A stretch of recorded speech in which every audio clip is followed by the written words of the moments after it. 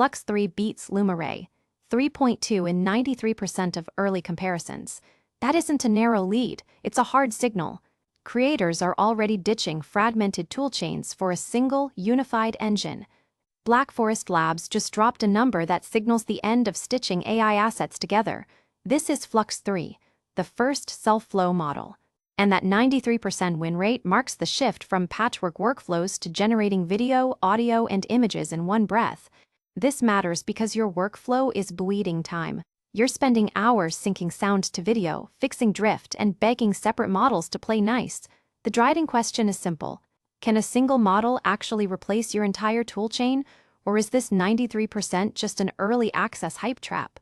You probably think you still need separate models for stills, clips, and audio. You think you need to generate the image, animate it, generate the sound, and then spend hours in post-production forcing them to sync. You're treating AI like a collage. You paste layers, adjust masks, and hope the seams match. That patchwork approach isn't just slow. It creates a ceiling on quality. When models are trained separately, they never truly learn how sound affects sight or vice versa. You're always fighting a fundamental disconnect. You generate the shot. It looks great. Then you generate the sound. It doesn't match. Now you're scrubbing the timeline, tweaking lip sync, and drowning in render queues. Flux 3 changes the game. Think of it not as a collage, but as a single painting, where color, shape, and texture are born together. Every pixel and sound wave emerges from the same canvas. Here's how it works. Flux 3 uses a unified self-flow architecture. It doesn't train isolated components anymore. It processes video, audio, and images as one interconnected learning process. The model natively understands how light, motion, and sound relate. It learns the physics of sound and sight together. This means the model internalizes causality. If something heavy hits the ground, the audio impact and the visual compression happen as a single causal event, not two separate predictions. You get a single generative backbone instead of a fragmented stack. But here's where it gets weird. The model doesn't just generate pixels, it generates relationships between modalities. In a second, I'll show you the part nobody expects about how this handles audio. Sound and motion lock together from frame 1. You won't fight audio drift or force lip sync after rendering. Whether it's a character speaking or a scene with dynamic environmental sound, the flow handles timing intrinsically. If you're working on complex action sequences, you get that same intrinsic timing. You can focus on direction instead of technical alignment.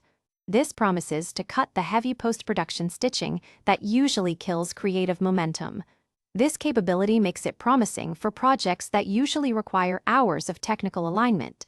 But stay tuned, because in a second, I'll show you the part nobody expects about the limitations. The 93% preference reflects strong gains in consistency and native integration. But these are early evaluations from user feedback. This isn't a final verdict on long-term performance. Flux 3 is in early access. That means you'll hit compute demands and edge cases. Compute isn't just a buzzword here. Running a unified model that handles audio, video, and image simultaneously eats GPU memory. You might face longer generation times or memory limits on consumer hardware. Common edge cases include sudden audio shifts breaking visual consistency, or complex multi-character scenes where the model struggles to maintain distinct voice identities across the unified flow. You'll need to iterate carefully and check community showcases to find promising workflows. Migrating from single-modality pipelines will require some adjustment. The unified flow demands solid compute. The model is capable, but like any early access release, it works best when you understand its current boundaries. Remember, it's a generative engine, not a creative director. You still bring the vision. The tool amplifies it, but it doesn't replace your taste. So, what does this actually mean?